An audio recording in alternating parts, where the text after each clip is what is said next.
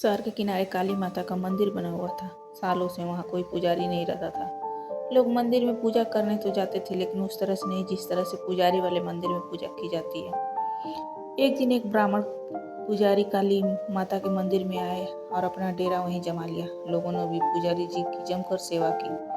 मंदिर में उन सुख सुविधाओं का हर सामान लाकर रख दिया। पहले तो पुजारी जी बहुत नियम धर्म से रहते थे, सत्य सत्य और धर्म अधर्म का विचार करते थे, लेकिन लोगों द्वारा की गई खातिरदारी ने उनका दिमाग बदल दिया। अब वे लोगों को तरह तरह की बातें बताते, अपनी हर सुख सुविधा की चीजों को खत्म होने से पहले ही मंगवा लेते। काली माता की पूजा का तरीका भी बदल दिया। पहले पुजारी जी काली माता की सामान्य पूजा कराते थे, लेकिन अब उन्होंने इस तरह से पूजा करानी शुरू कर दी जिससे उन्हें ज्यादा से ज्यादा चढ़ावा मिल सके। धीरे धीरे पुजारी जी ने काली माता पर भेंट चढ़ाने की प्रथा शुरू कर दी। वे पशुओं की बलि काली माता को भेंट करने के नाम पर लोगों से बहुत सारा पैसा ऐंठने लगे। जब कोई किसी काम के लिए काली माता की भेंट बोलता तो पुजारी जी दुकान से बकरे का खून लाते और काली माता को चढ़ा देते। बकरे के नाम पर लिए हुए 5,000 रुपये पुजारी जी को बच जाते, जबकि बकरे का मुफ्त में मिला खून काली माता को भेंट के रूप में चढ़ाया जाता था। धीरे धीरे दूर दूर से लोग काली माता के मंदिर में आने शुरू हो गए।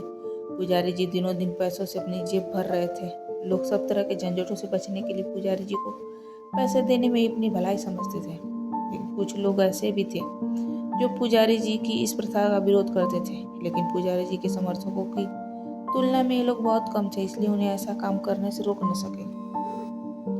घनश्याम सबसे पहले पुजारी जी के भक्त बने और 2-4 झूठी समस्याएं उन्हें सुना डाली। साथ ही बताया कि उनके पैसों की कमी नहीं है, लेकिन इतना पैसा होने के बावजूद भी उन्हें शांति नहीं मिलती। अगर कोई किसी तरह उन्हें शांति मिल जाए तो वो किसी के कहने पर 1 लाख रुपए भी खर्च कर सकते हैं। 1 लाख रुपए की बात सुनकर पुजारी जी की लात टपकने लगी। उन्होंने तुरंत घनश्याम को अपनी बातों के जाल में फंसाना शुरू कर दिया। पुजारी बोला, देखो जजमान, अगर तुम इतने परेशान हो तो मैं तुम्हें कुछ उपाय बता सकता हूँ। अगर तुमने ये उपाय कर दिए तो समझो तुम्हें मांगी मुराद मिल जाएगी, लेकिन इस सब में खर्चा बहुत होगा। घनश्याम ने पुजारी जी को अपनी बातों में फंसते देखा तो उसने झट से बोल पड़े, पुजारी जी, मुझे खर्च की चिंता नहीं है, बस आप उपाय बताइए। पुजारी जी ने काली माता की पूजा के लिए एक लंबी लिस्ट तैयार कर दी। घनश्याम पुजारी जी की कई हर बात मानता गया। पुजारी जी ने काली माता के लिए भेंट के लिए 2 बकरों का पैसा घनश्याम से ले लिया। साथ ही उन्हें घर में एक पूजा करने को कह दिया। पुजारी जी की इस बात पर घनश्याम तुरंत तैयार हो गए। तीसरे दिन घनश्याम के घर पर पूजा की तारीख तय हुई, जबकि भेंट चढ़ाने के लिए पैसे तो पुजारी जी ने उनसे पहले ही ले चुके थे। तीसरे दिन पुजारी जी घनश्याम के घर जाकर पहुंचे। पुजारी जी ने अमीर जजमान को देखकर हर बात में पैसा वसूला और घनश्याम की योजना को कामयाब करने के लिए पुजारी द्वारा की गई हर विधि को मानते गए। जोरदार पूजा के बाद घनश्याम ने पुजारी जी के लिए स्वादिष्ट पकवान बनवाए। बाजार से भी बहुत स्वादिष्ट चीजें मंगवाई गई। पुजारी जी ने जमकर खाना खाया। उन्होंने आज तक इतना लजीज खाना नहीं खाया था। जब पुजारी जी खाना खा चुके तो उन्होंने घनश्याम से पूछा, घनश्याम, तुमने इतना स्वादिष्ट खाना खिलाकर खुश कर दिया, ये कौन सा खाना है और किसने बनाया? पुजारी जी के पूछने पर घनश्याम ने जवाब दिया, पुजारी जी, कुछ खाना तो बाजार से मंगवाया था और कुछ खाना यहीं पकाया था। सारा खाना एक बकरे के मांस से बना हुआ था। घनश्याम के बकरे का नाम लिया तो पुजारी जी की सांसें अटक गई, लेकिन उन्होंने सोचा कि शायद घनश्याम मजाक कर रहे हैं। वे बोले, जजमान, आप मजाक बहुत कर लेते हैं, लेकिन हमारे सामने मांसाहारी चीज का नाम मत लो। हम तो मांस मदिरा को भी छूते नहीं, खाना तो बहुत दूर की बात। घनश्याम ने अपनी बात पर जोर देते हुए कहा, मैं सच कह रहा हूँ पुजारी जी, आप चाहें तो जिस बावर्ची ने खाना बनाया उससे पूछ लें। घनश्याम की बात सुन पुजारी जी का दिल बैठ गया। मन किया कि उल्टी कर दे। नफरत से भरे मन में घनश्याम के लिए गुस्सा भी बहुत था। घनश्याम ने आवाज देकर बावर्ची को बुलाकर कहा, जरा पुजारी जी को बताओ तुमने क्या क्या बनाया था। बावर्ची ने अपने बनाए हुए खाने को बताने लगा। सारा खाना बकरे के मांस से बनाया गया था। पुजारी जी पैर पटकते हुए गुस्से से भरे घनश्याम के घर से चले गए।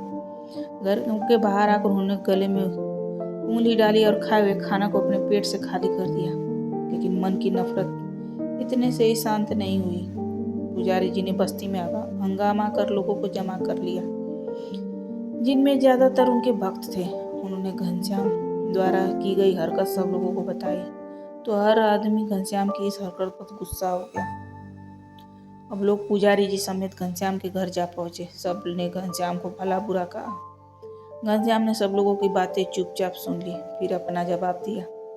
भाइयों, मैं किसी की गलती के लिए माफ़ी मांगने के लिए तैयार हूँ, लेकिन आप पहले मेरी बात ध्यान से सुन लें। उसके बाद जो आप कहेंगे मैं वही करूँगा। सब लोग शांत होकर घनश्याम की बात सुनने लगे। घनश्याम ने बोलना शुरू किया। देखो भाइयों, जब मैं पुजारी जी के पास गया, अपनी परेशानी बताई, तो उन्होंने मुझसे 2 बकरों की भेंट काली माता पर चढ़ाने के लिए रुपए लिए थे। साथ ही मुझसे कहा था कि मैं घर में पूजा कराऊं।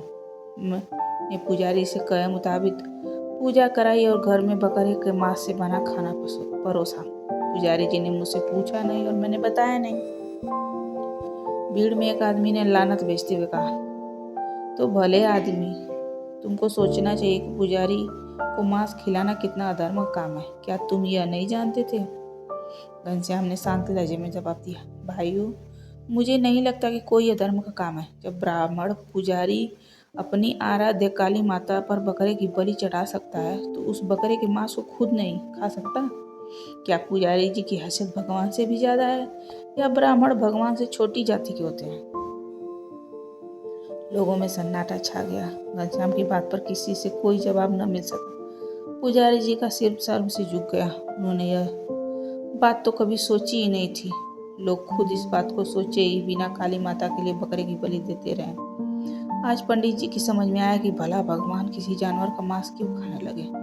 वे तो किसी जीव की हत्या को बुरा मानते हैं। वहां मौजूद सभी लोग घनश्याम की बात का समर्थन करने लगे। भीड़ के लोगों ने पुजारी जी को फटकार कर काली माता का मंदिर छोड़ देने की चेतावनी दे दी। उस दिन से काली माता के मंदिर पर पशु की बलि की प्रथा बंद हो गई। पुजारी जी का धर्म भ्रष्ट हो चुका था, ऊपर से लोगों की नजरों में उनकी इज्जत न के बराबर हो गई।